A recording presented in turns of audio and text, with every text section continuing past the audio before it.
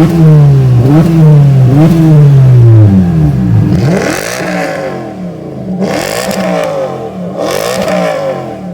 back to the channel. Today we're going to be doing the CVT fluid change. The fluid needs to be changed every 30,000 miles and we're at 60,000 miles. So it's time to change it out because I don't want to have issues with that.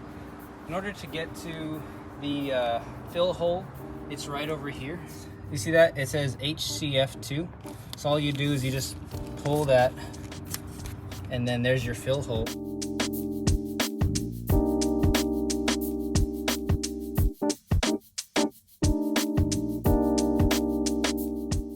We also have the car on all four sides elevated, from the rear on jack stands to the front on ramps, rhino ramps. Okay, so we're underneath the car. I have the under tray or the splash tray removed, and that covers this whole area. So with that removed, we have access to the CVT drain hole or drain bolt, which is right here. And in order to break that loose, it's just a 3/8 drive ratchet wrench, and it just fits right in here. Okay, use two hands and break it. There we go. Okay. Yeah, there you go. Okay, here we go.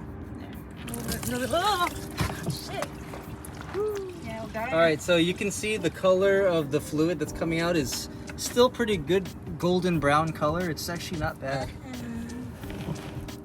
So this is the magnetic drain bolt. As you can see, there's a little bit of I don't know if that's metal shavings or just gunk, but not anything to be alarmed about. It's not too much. I'm going to replace the crush washer right here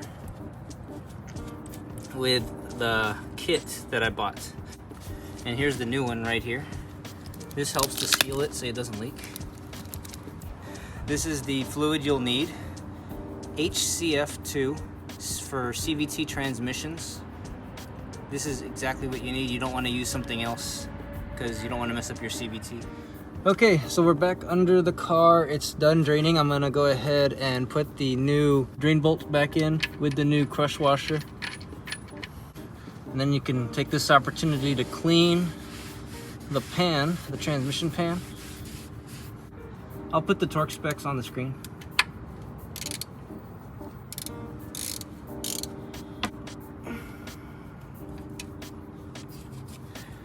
Right here is the check bolt, so we need to remove this so that we can check the fluid level. It's a 12mm socket. Once again, it's a 12mm. There it is. I'll leave it right there. So your goal is to fill to a certain point where only a small drip is coming out of that hole. That means that you're full. If you had the stock intake, you would need a longer funnel. You would need a longer funnel because this is hard to reach. But right now, there's the hole right there. I'm just gonna put the funnel in and hold it in spot. All right, here we go. Let me get a different angle so you can see it going. Okay, so this is the fourth bottle. I'm gonna do half of this and then we're gonna go ahead and check, do the procedural check to make sure that we're filled. And then if we're underfilled, I'll fill up with more. So half of this bottle. This is the fourth bottle, so we're gonna go for 3.5 quarts. All right, so I'm gonna start the car and then I'm gonna shift through all the gears while the car is level. And then we're going to go back underneath and check if there's anything dripping out of the fill hole. So here we go, starting the car. Oh shit, I don't have the key. All right, so I'm going to shift into R. I'm gonna hold it for 3 seconds.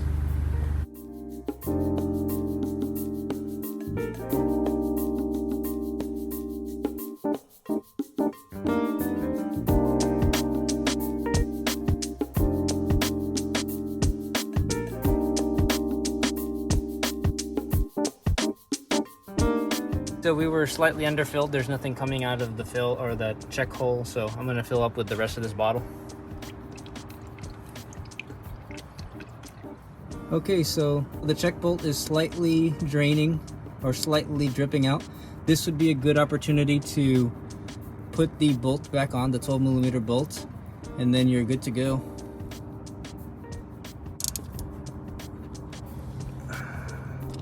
All right, I'm gonna put the cap back on. I'm gonna go ahead and clean the mess of oil down there. I just spilled a little bit, but this cap is back on, so you're good to go. So that's how you change the CVT fluid for your Honda Civic 10th generation. This will work on pretty much both engines, the 2-liter and the 1.5 liter.